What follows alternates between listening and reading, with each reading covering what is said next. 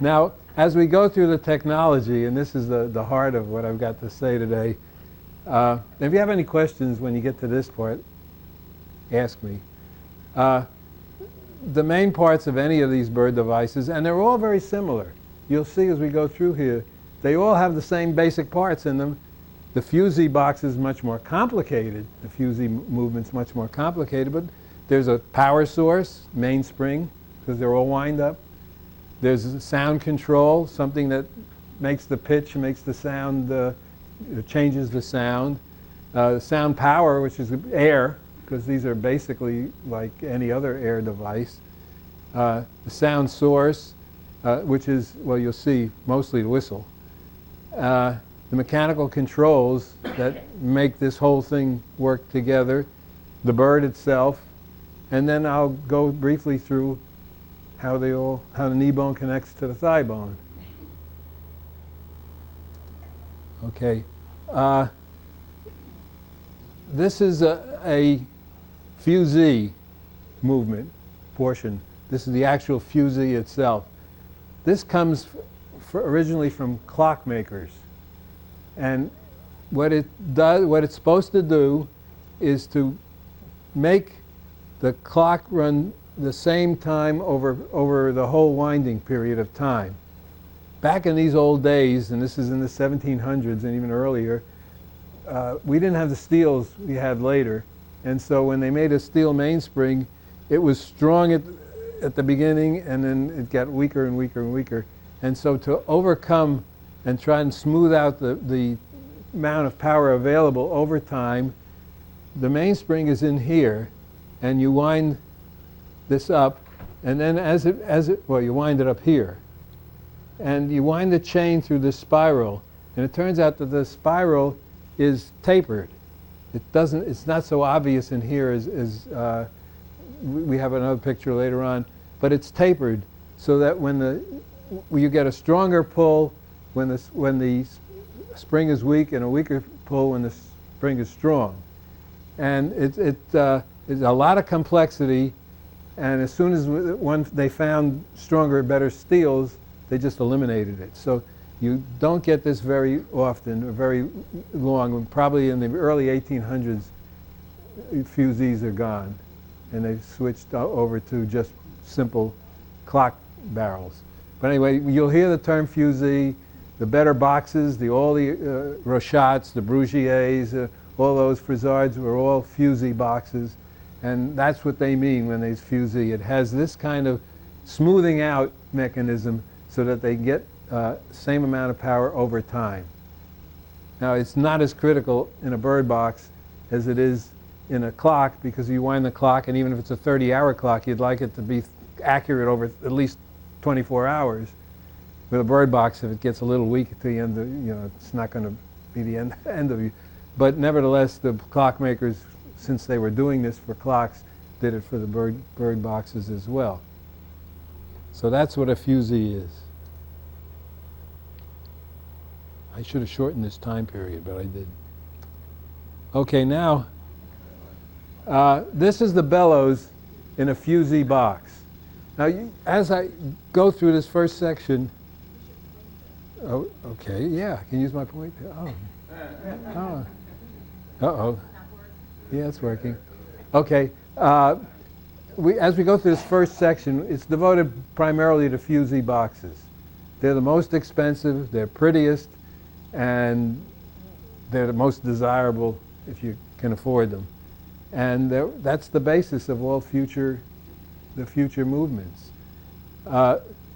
This bellows is a typical source of air for the system, and it consists of three compartments.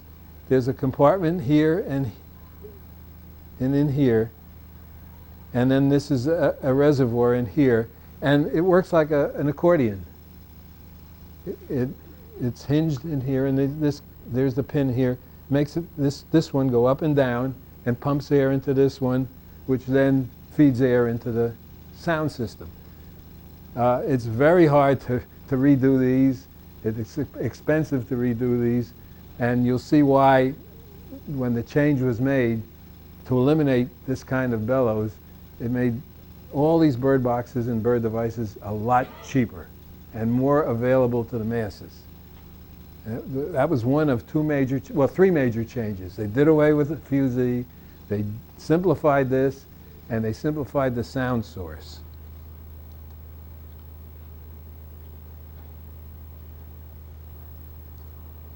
This is a Jacques Droz's bird cage. In this bird cage, in the bottom, is a serenet. This is actually a bird organ inside this cage. So now you've got a complicated fusee, a complicated bellows, and you'll see complicated sound control and source. And a clock thrown in. It's backwards. These are very, very expensive. Frank Metzger has one. But I don't.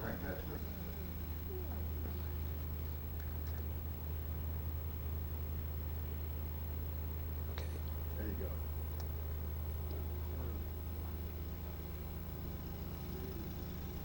go. Instead of a serenet, 10 pipes with a barrel and all the stuff that goes with it, that replaces it.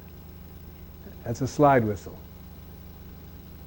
It has two controls, one to move the piston in and out to change the pitch, and one to meter the air so that it chirps instead of just going woo, woo, woo, which you would do otherwise if you just slid the thing in and out like a penny whistle. So that was one of the big changes, and that was made early on, very early on, because, well, you see, obviously none of those other devices that we showed you, none of those other bracelets or cane knobs or anything would have been possible with a serenet movement in it, with pipes. So this little simple device enabled us to have all those other things beyond the bird cage. So that was and so you can say, 99% of bird devices have that. This is the other side of the fusee I showed you before. This is the other part was on this end. These are the cams that control the whistle. Now this has a slide whistle also, obviously, because it's not as big as a bird cage. And the two controls are controlled by 8 cams here, 4 that do the slide and 4 that do the air metering. And what they do is they work in pairs, so that a pair comes up and plays, and then another pair comes up and plays, and you get 4 different bird calls with this. But look at the mechanism to do that. So that was another thing that went pretty early on. But that gives you an idea of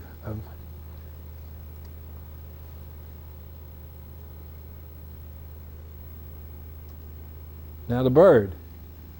This is a fusee bird. Fusee bird, the parts, the body and wing. See, they're hinged right here. You can see the hinge pin right here with a spring and the head.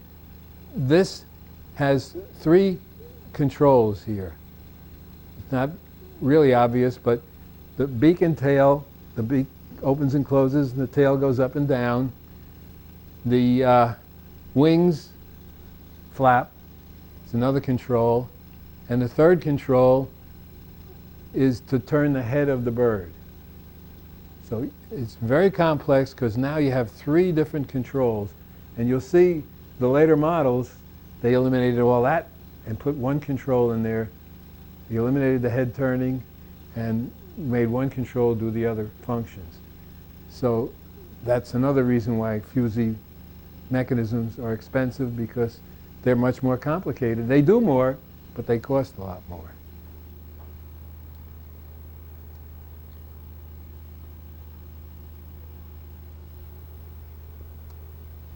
Okay, this is a whole fusee movement. Here's the fusee. Here's the stack of cams. You can't see the mainspring in the back. There's the bellows, and then behind the bellows is a slide whistle.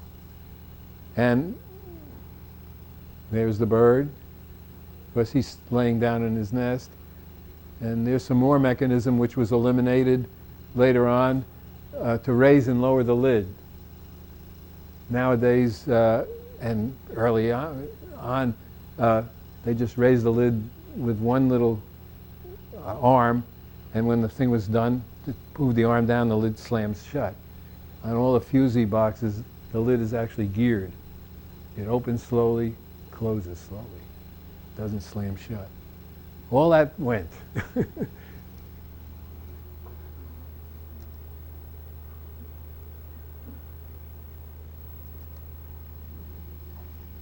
And this is schematically the fusee movement.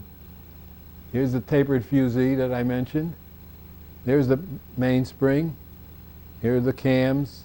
There's the bellows. Cams again over here. And you don't see the, well, here's the whistle right there. See, it slides in and out.